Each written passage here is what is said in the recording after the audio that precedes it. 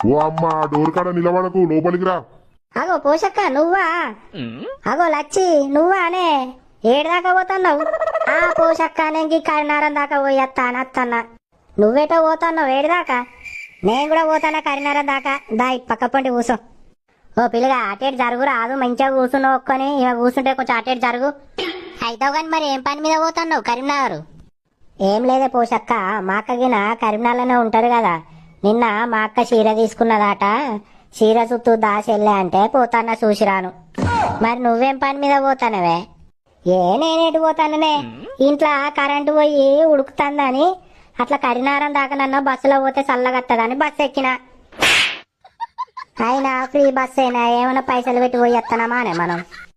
మరి కాదానే, వట్టిగానే గెలిచిర్రా, మనం వేయలేదా ఓట్లు? ఉండాలి మీరు భూమి మీద, మీరెత్తనే గెలిచిరు, ఇక మేము ఎత్తే గెలవలే. ఒకలేమో చీర చూసిరాను, ఒకలేమో చల్ల గాడుపు రాను, మంచిగా తిరుగుతారు పో బస్సులల్లా. అగ్గో చూసినా అవే ఫ్రీ బస్ అనుడుతోనే చూడు ఎట్లా తిరుగుతారు ఆడోళ్ళు. అవునే నిజంగానే, అసలు ఫ్రీ బస్సు పెట్టనే పెట్టద్దు.